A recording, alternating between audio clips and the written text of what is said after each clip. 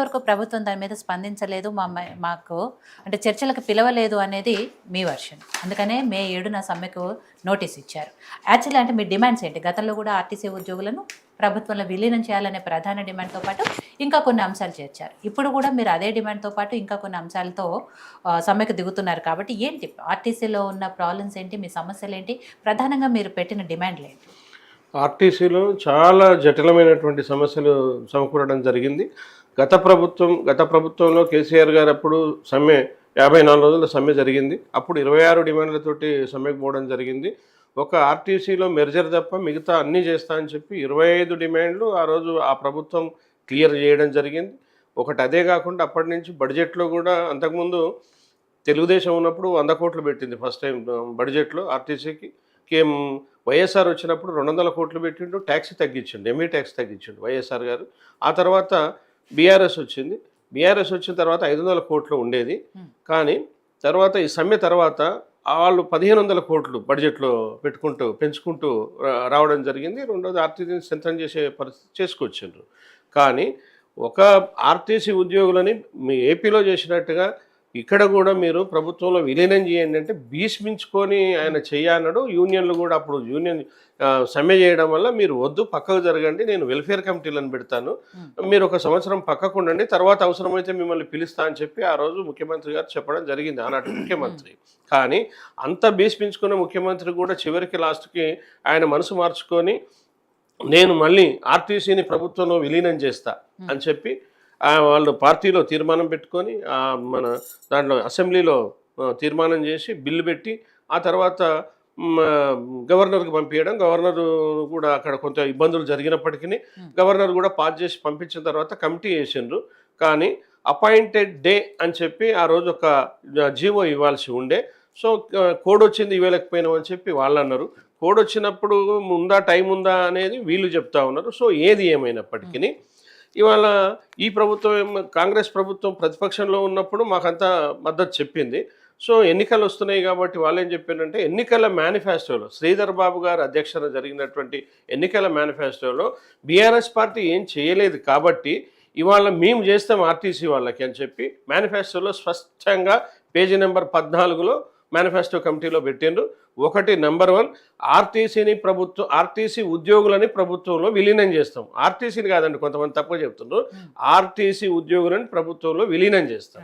Number 2 RTC కార్మికుల బకాయిలన్నీ కూడా ఇస్తాం, అంటే మాకు రావాల్సినటువంటి పిఆర్సీలు కానీ మిగతా కానీ పాతవి కానీ ఇస్తాం అని చెప్పడం జరిగింది. మూడోది ఏం చెప్పిందంటే ఆర్టీసీ ఉద్యోగులకి 2021 పిఆర్సీ మాకు ఇప్పుడు ఉంది, ఏప్రిల్ 1 నుంచి 2021 పిఆర్సీని ఆన్ పార్ విత్ గవర్నమెంట్ ప్రభుత్వ ఉద్యోగులతో ఈక్వల్ చేసి వాళ్ళకు ఉన్నటువంటి ఫెసిలిటీస్ కూడా ఆర్టీసీ వాళ్ళకి ఇస్తాము అని చెప్పి ఈ మేనిఫెస్టోలో పెట్టిండ్రు.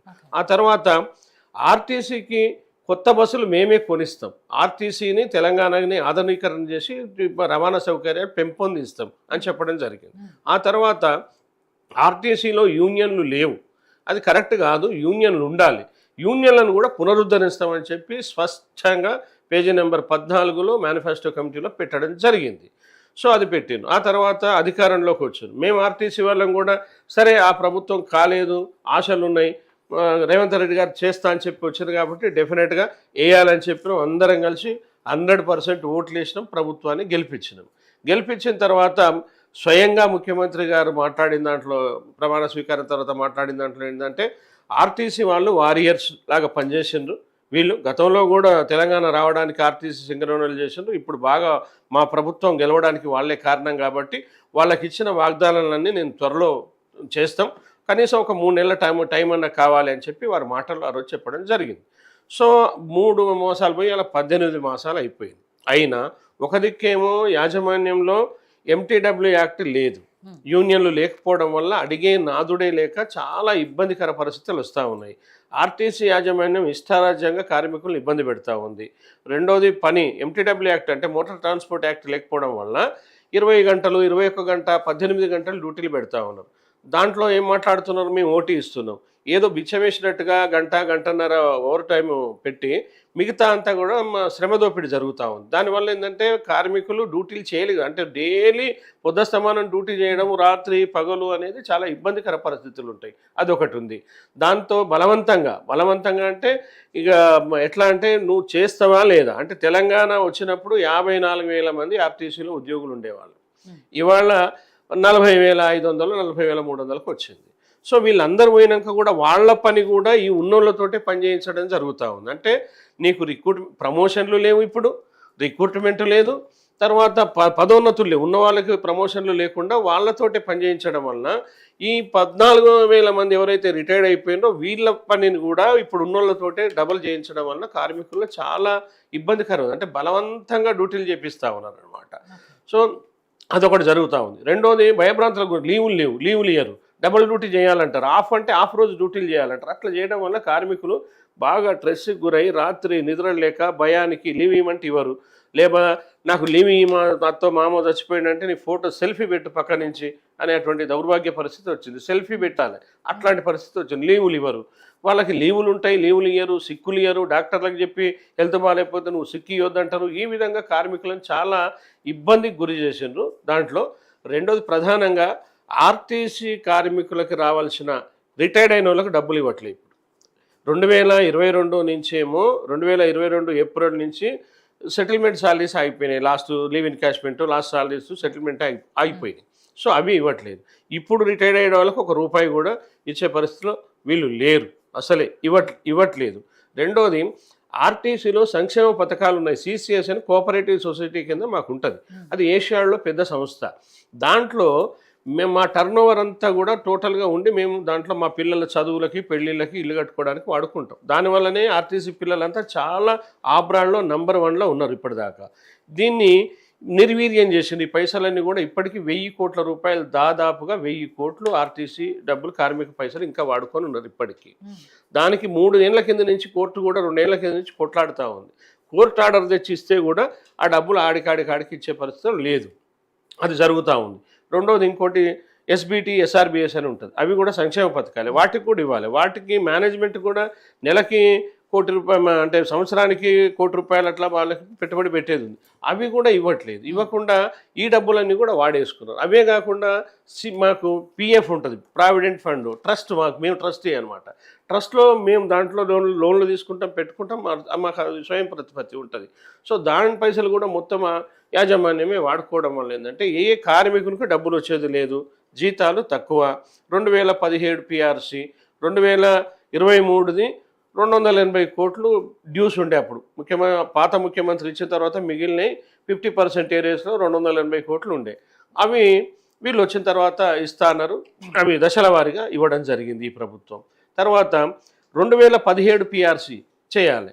2000 పిఆర్సీ అన్నప్పుడు అప్పుడున్న ప్రభుత్వం 16 IR ఇచ్చింది, ఇంటీరియం రిలీఫ్ అంటాం, 16% ఇచ్చింది. ఆ రోజు ఇచ్చేసి మిగతాది తర్వాత ఇస్తామన్నారు, అది పెండింగ్ ఉండే.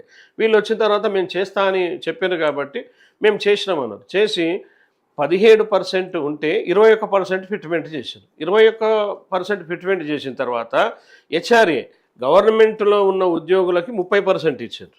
వాళ్ళకి హెచ్ఆర్ఏ తగ్గాలి కాబట్టి 6% హెచ్ఆర్ఏ తగ్గించారు. తగ్గించినప్పుడు ఆర్టీసీలో ఉద్యోగులను ప్రభుత్వంలో విలీనం చేయలేదు కదా, చేయకుండానే ఈ తక్కువ జీతాలని మళ్ళీ ఈ ప్రభుత్వం 6% హెచ్ఆర్ఏ వీళ్ళకి తగ్గించింది. అంటే ఇవాళ 16% ఐఆర్ ఇచ్చిన ప్రభుత్వంలో వీళ్ళు 21 చేస్తే కొండనాలుకకు మంది వేస్తే ఉన్ననాలుక ఊడిపోయినట్టుగా 16 ఇచ్చిన అనేది 15 అయిపోయింది. ఇప్పుడు 15 అయిపోయింది. సో దానివల్ల చాలా ఇబ్బందికర పరిస్థితులు, అంటే తగ్గిపోయింది, జీతాలు తగ్గిపోయినాయి. దాంట్లో అది వచ్చింది. అది కూడా ఏం చేసిండ్రు, ఎవరైతే ఇప్పుడు సర్వీస్ మస్టర్ రోల్లో ఉన్నారో వాళ్ళకి మాత్రమే ఫిక్సేషన్ చేశారు, ఫిక్సేషన్, మిగతా వాళ్ళకి ఇవ్వలే. ఇప్పుడు రిటైర్మెంట్ వాళ్ళు ఉన్నారు, వాళ్ళు దాదాపు 14,000 16,000 మంది ఉంటారు. మరి వాళ్ళకు కూడా డబ్బులు ఇవ్వాలి కదా, చేయలేదని చెప్పి యూనియన్లు మేము మొదటి నుంచి కూడా వీళ్ళు వచ్చినప్పటి నుంచి ట్రాన్స్పోర్ట్ మినిస్టర్కి, ముఖ్యమంత్రికి, ఫైనాన్స్ మినిస్టర్కి, సీతక్క గారికి, ప్రతి మినిస్టర్లకి అర్జీలు ఇస్తూ మేము రిప్రజెంటేషన్లు ఇస్తూ పోతూ ఉన్నాం. ఎన్ని పోయినా కానీ ఇప్పుడు దాకా పలిచి మాట్లాడిన పరిస్థితి లేదు, ఇవ్వలేదు. రెండోది ఆ డబ్బుల్లో అవి ఇచ్చేసి మేము అంతా చేసినాం కదా అంటున్నారు.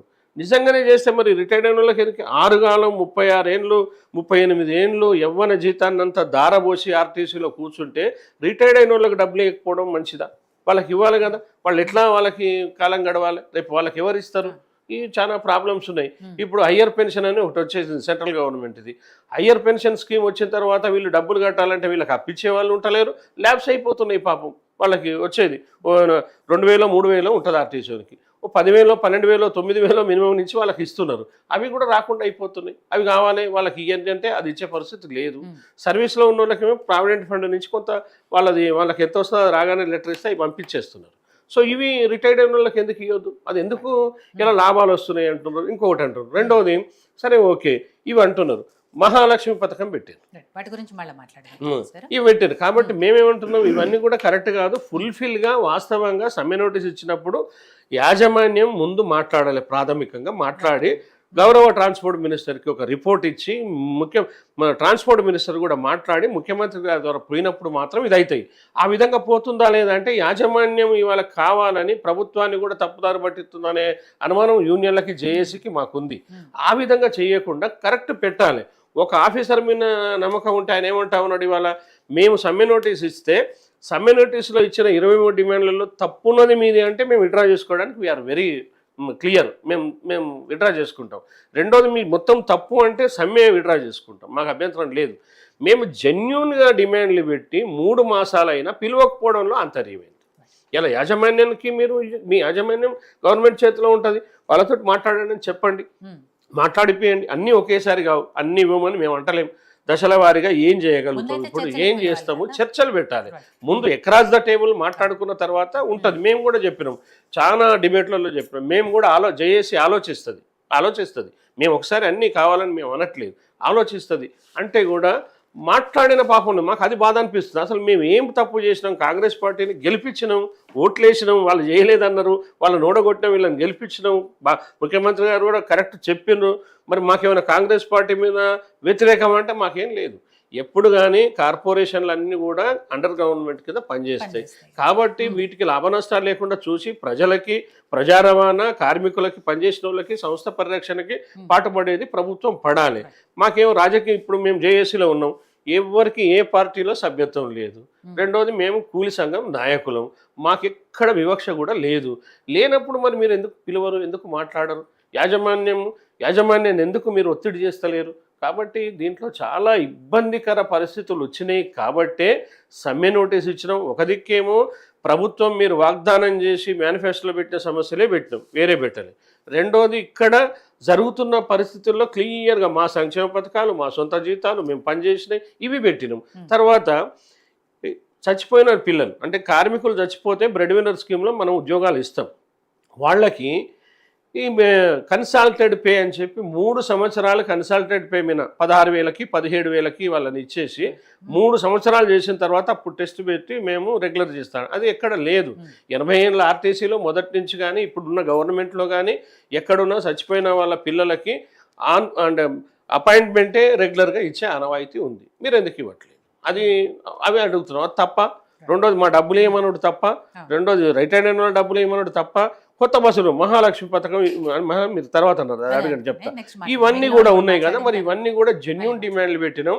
ఇవాళ 40,000 మంది ఆర్టీసీ ఉద్యోగులు రోడ్డు మీద పడే పరిస్థితి ఉంది. అది కరెక్ట్ కాదు. ఇవాళ చాలా ఇబ్బందుల్లో కష్టాల్లో ఉన్నారు కాబట్టి మీరు ఇవ్వండి. యూనియన్లు ఇస్తా అన్నారు, పోనీ యూనియన్ ఇస్తే మాట్లాడే వాళ్ళు ఉంటాం కదా, ఈరోజు మనం ఇక్కడ మాట్లాడుకున్నట్టు. మరి యూనియన్ ఇస్తే ఏమన్నా దాంట్లో పథకాల డబ్బులు అవుతాయా, లేకపోతే ఏమన్నా బడ్జెట్లో పెట్టుడు ఉంటుందా? యూనియన్లు వాళ్ళు ఇవ్వలేదు తప్పు అని మీరు అన్నారు, ఒకటి ఇవ్వండి. మాకు ఏమనిపిస్తుందంటే అసలు ఈ రాజకీయ పార్టీలు ప్రతిపక్షంలో ఉన్నప్పుడు ఒక మాట మాట్లాడతారు, అధికారంలోకి వచ్చిన తర్వాత మళ్ళీ ఎందుకు మారుతారు అనేది మేము బాధపడుతున్నాం. అంటే బాధితులం మేము కాబట్టి మాకు ఆ బాధ ఉంది. కార్మికుల్లో ఒక నైరాశ్యం వచ్చేసింది. కాబట్టి రేపు కార్మికులు మిమ్మల్ని ఇంత తీసుకొచ్చిన తర్వాత కూడా పక్కకు పెట్టడం భావ్యం కాదు. కాబట్టి ప్రభుత్వానికి ముఖ్యమంత్రి గారు తప్పకుండా మాకు ఒక నమ్మకం ఉంది, ఆయన మీరు అందరికీ చేస్తున్నాడు, మాకు చేయాలని. డెఫినెట్గా వారు ఒక చొరవ తీసుకోవాలి. ట్రాన్స్పోర్ట్ మినిస్టర్ అంటే నాకు ఫ్యామిలీ ఫ్రెండ్ ఆయన, మేమంతా కరీంనగర్లో కలిసి పనిచేసిన వాళ్ళం, కలిసి ఉన్నాం. సో అటువంటి వాళ్ళు తెలంగాణ ఉద్యమంలో పనిచేసిండు, ఇవాళ ట్రాన్స్పోర్ట్ మినిస్టర్ అయిన వారు కూడా మాటలు కాకుండా చూసి ఏదైనా ఉంటే చేసే పరిస్థితులు రావాలనేది మేము కోరుకుంటున్నాం. రామూర్తి గారు, ఆర్టీసీలో ఏవే సమస్యలు ఉన్నాయో చాలా సుదీర్ఘంగా అంటే వాళ్ళు పడుతున్న ఇబ్బందులు ప్రత్యక్షంగా చూస్తున్నారు కాబట్టి ఆయన చెప్పారు. గతంలో వాళ్ళు సమ్మె చేసినప్పుడు బీఆర్ఎస్ పార్టీ అధికారంలో ఉంది, కాంగ్రెస్ పార్టీ అప్పుడు ప్రతిపక్షంలో ఉంది. ఇప్పుడు మారిపోయినాయి. వీళ్ళు అధికారంలోకి వచ్చారు, మీరు ప్రతిపక్షంలో ఉన్నారు. బట్ ఎవరు వచ్చినా కూడా వాళ్ళ సమస్యలు మాత్రం అట్లే ఉంటున్నాయి అనేది. గతంలో వాళ్ళు ఎప్పుడైతే సమ్మె చేసినప్పుడు 26 అంశాలతో పెట్టిరో సరే ఒకటే ఏదైతే ప్రభుత్వంలో విలీనం చేయట్లేదు ఆ ఉద్యోగులు అదొక్కటి పెండింగ్ తప్ప మిగతా 25 ఆల్మోస్ట్ తీరిపోయాయి. మళ్ళీ ఇప్పుడు డిమాండ్స్ ఏదైతే ఉందో వాళ్ళని విలీనం చేయడం గురించి కానీ పని భారం గురించి పని ఒత్తిళ్ళు ఇవన్నీ ఉన్నాయి కాబట్టి వీటన్నిటి గురించి మళ్ళీ ఒకసారి ఇప్పటి ప్రభుత్వం ఆలోచించాలి. వాళ్ళు మేనిఫెస్టోలో పెట్టారు కాబట్టి వాటి గురించి కూడా మాట్లాడాలి అంటున్నారు. సో ప్రతిపక్షంగా ఇప్పుడు మీరున్నారు కాబట్టి ఏం చెప్పదలుచుకున్నారు, ఏం చేయదలుచుకున్నారు? సరే, సుదీర్ఘంగా అన్ని విషయాలు పెద్దలు చెప్పారు. వాస్తవానికి